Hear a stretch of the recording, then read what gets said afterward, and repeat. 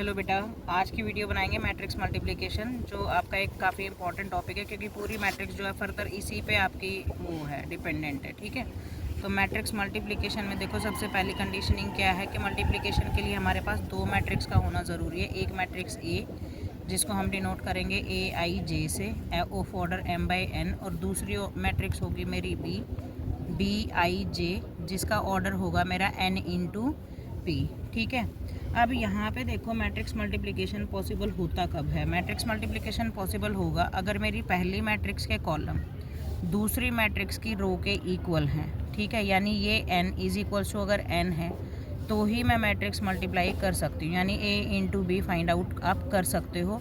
अगर ये आपका n इसके इक्वल नहीं है, कोई और ऑर्डर है, मान लो ये m इंटू एन की बजाय मान लो r इंटू पी है आपका, तो n जो है वो r के इक्वल तो नहीं है, n is not equals to r। तो इसका मतलब क्या है, यहाँ पे मेरी जो मैट्रिक्स है उसका मल्टीप्लिकेशन पॉसिबल नहीं होगा, यानी मैं a into B find out नहीं कर सकती। ठीक है, तो पहली कंडीशनिंग मेरी आती है कि मैं a और b को अगर मेरे को मल्टीप्लाई करना है तो इनके कॉलम जो हैं वो सेम होने चाहिए। फॉर एग्जांपल, अगर मैंने लिया यहाँ पे इस तरीके से 2 4 1 0, ये मेरी मैट्रिक्स है 2/3। अब यहाँ पे मेरी जो मैट्रिक्स है वो होनी चाहिए, रो उसमें 2 होनी चाहिए, कॉलम कितने भी हो सकते हैं। जैसे मान लो मैंने लिया 1 0 0 1 1 1 2 1, मैंने इस तरीके से लिया। तो अब ये मेरी मैट्रिक्स है 2/4 ऑर्डर की, लेकिन इसका और इसका मल्टीप्लिकेशन पॉसिबल है। क्यों पॉसिबल है? क्योंकि यहाँ पे मेरा ये m है और ये मेरा n, ये दोनों के दोनों मेरे इक्वल जा रहे हैं। अब कहने को अगर आप देखोगे तो ये दोनों का जो ऑर्डर है वो डिफरेंट है, लेकिन इसकी कॉलम और इसकी रो जो है वो इक्वल हैं। इस वजह से आपका मैट्रिक्स मल्टीप्लिकेशन पॉसिबल होगा, क्योंकि हम मल्टीप्लिकेशन करते कैसे हैं, इसकी रो को इसके कॉलम के साथ हम मल्टीप्लाई करके फिर हम अपना पहला एलिमेंट बनाते हैं। ठीक है, तो ऐसे हमारा होगा। अब इसके अंदर एक आपकी प्रॉपर्टीज़ आती है मैट्रिक्स मल्टीप्लिकेशन के अंदर। वो प्रॉपर्टी कौन सी है कि पहली प्रॉपर्टी होती है हमारा मैट्रिक्स मल्टीप्लिकेशन इज़ कम्यूटेटिव। ठीक है, मैट्रिक्स मल्टीप्लिकेशन जो है वो कम्यूटेटिव कब होगा मेरा, तो अब जैसे मैंने मान लिया यहाँ पे मैट्रिक्स मल्टीप्लिकेशन में पहला क्या है, कम्यूटेटिव प्रॉपर्टी ले रही हूँ। ठीक है, कम्यूटेटिव का मतलब देखो होता क्या है। कम्यूटेटिव का मतलब है, जैसे बचपन में आपने पढ़ा होगा कि 3 को अगर मैं 7 से मल्टीप्लाई करूँ तो 7 को 3 से मल्टीप्लाई करूँ तो दोनों इक्वल रिजल्ट देंगे, 21 ये देगा 21 ये देगा। लेकिन ये चीज़ मैट्रिक्स मल्टीप्लिकेशन पे पॉसिबल नहीं होती है। अभी ये क्यों नहीं होती है, उसके रीज़न्स देखो। पहला रीज़न है यहाँ पे कि हो सकता है कि मैट्रिक्स ए भी आप फाइंड आउट कर सकते हो, बी आप फाइंड आउट नहीं कर सकते। क्यों नहीं फाइंड आउट कर सकते, ये एग्जाम्पल ले लेते हैं। इस एग्जाम्पल में मेरा क्या है, ए मेरी मैट्रिक्स जो है वो ऑफ ऑर्डर है 2/2 की, बी मेरी जो मैट्रिक्स है वो कितने ऑर्डर की है, बी आई जे जो है मेरा वो है 2/4 का।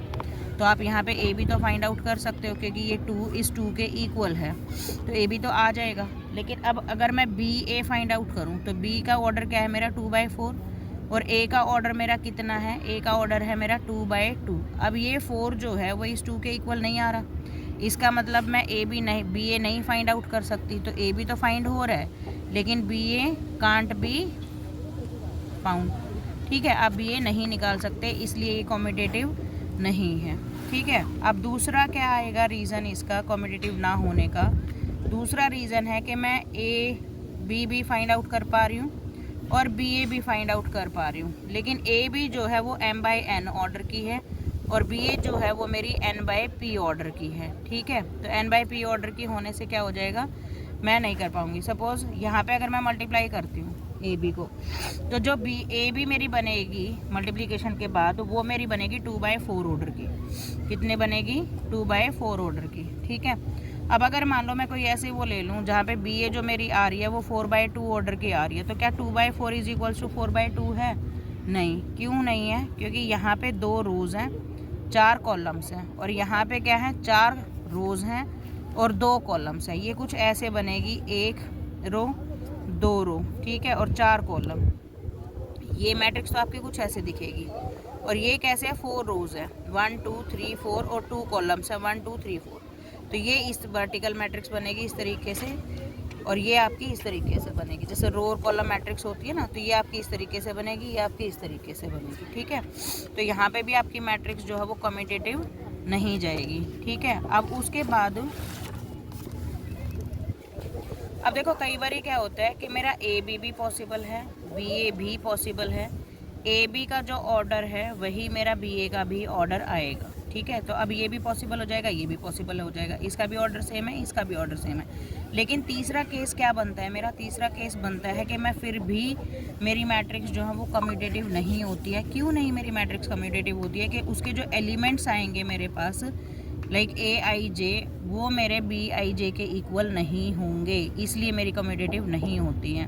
अब देखो कैसे नहीं होगी। फॉर एग्जांपल मैं ए को बी से मल्टीप्लाई करूँ तो 1 0 0 1, ठीक है, ये मेरा 0 1 1 0 यहाँ से आएगा। अब देखो आप मल्टीप्लिकेशन करोगे कैसे वो भी सीख लो यहाँ पे इसी एक वीडियो में ही। अब ये मेरी रो है, ये मेरा पहला कॉलम है। जब मैं पहली रो को पहले कॉलम से मल्टीप्लाई करूँगी तो मेरा पहला एलिमेंट आएगा जिसको हम ए बी 1 1 बोलेंगे, ठीक है। तो ये मेरी ए, ये मेरी बी, ये मैंने लिया आपका यहाँ पे 1 को 0 से मल्टीप्लाई करूँगी 0 आएगा, 0 को 1 से मल्टीप्लाई करूँगी तो 1 आएगा। ये मेरा पहला एलिमेंट बन गया। ए बी 1 2 कैसे निकालोगे, जब आप फर्स्ट रो को सेकंड कॉलम से मल्टीप्लाई करोगे।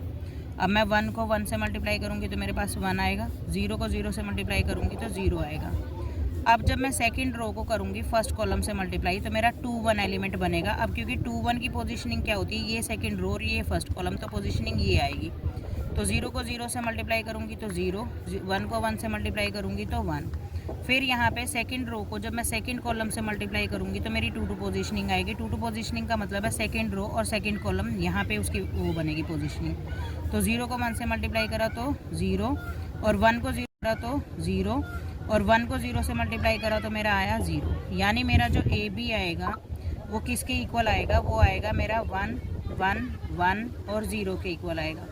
यही अब अगर मैं बी ए फाइंड आउट करने लगूँ तो बी ए फाइंड आउट करने के लिए क्या होगा मेरा, पहले मैं बी को लिखूँगी 0 1 1 0, और अब ए को लिखूँगी, ए की वैल्यू मेरी है 1 0 0 1, ठीक है। अब अगर मान लो मैं इनका मल्टीप्लिकेशन फाइंड आउट करूँ तो मल्टीप्लिकेशन में फिर मेरी फर्स्ट रो फर्स्ट कॉलम के साथ मल्टीप्लाई होगी।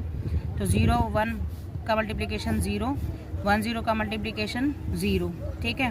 फिर फर्स्ट रो को सेकंड कॉलम से मल्टीप्लाई करूँगी तो 1 2 लोकेशन बनेगी फर्स्ट रो सेकंड कॉलम। तो 0 को 0 से मल्टीप्लाई करा तो 0, और 1 को 1 से मल्टीप्लाई करा तो 1।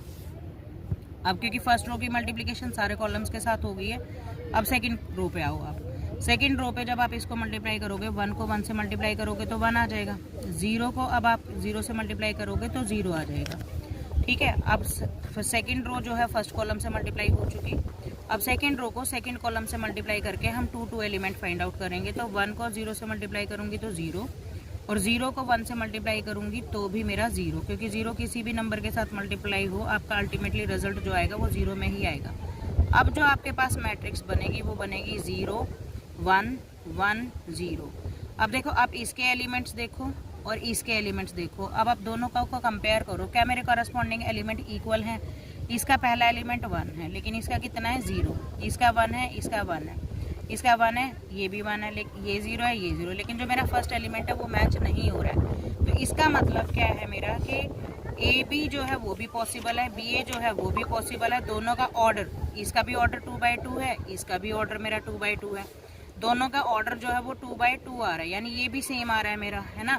लेकिन फिर भी ये दोनों मैट्रिक्स जो है वो कम्यूटेटिव नहीं है। Reason being because their elements are not equal to each other, ठीक है। इसलिए इसको हम बोलते हैं कि मैट्रिक्स मल्टीप्लिकेशन जो है वो आपका कम्यूटेटिव नहीं होता है। अब देखो मैट्रिक्स मल्टीप्लिकेशन जो है वो कम्यूटेटिव हो हर वक्त ये ज़रूरी बिल्कुल भी नहीं है। कम्यूटेटिव पे सिर्फ आपको फोकस करना है। उसके अलावा मैट्रिक्स मल्टीप्लिकेशन एसोसिएटिव होती है। एसोसिएटिविटी क्या कहलाती है, जैसे बचपन में आपने पढ़ा होगा 3 × 4 × 7 कि पहले इन दो को मल्टीप्लाई कर दो, या पहले आप 3 को अलग रख दो, लास्ट के 2 नंबर्स को आप मल्टीप्लाई कर दो, तो आपका क्या आता है 12 7 जा 84 हो गया। ऐसे ही इधर ये आ जाएगा आपका 28 को 3 से मल्टीप्लाई करोगे तो भी आपके पास 84 ही आएगा। ऐसे ही हमारी 3 मैट्रिक्स इधर होती हैं। ए को चाहे बी सी से मल्टीप्लाई कर दो, चाहे आप ए बी को मल्टीप्लाई करके सी से मल्टीप्लाई कर लो, वो हर हाल में आपकी इक्वल आएंगी ही आएंगी। तो मैट्रिक्स मल्टीप्लिकेशन जो है वो एसोसिएटिव होता है, ठीक है। अब क्योंकि आपके चैनल का नाम जो है वो चिल ग्रामर्स है, तो जो इम्पोर्टेंट है और एग्ज़ाम का टाइम आपका नज़दीक है, इसलिए जो इम्पोर्टेंट है सिर्फ वही पढ़ेंगे, उससे ज़्यादा हम नहीं पढ़ेंगे अभी फ़िलहाल।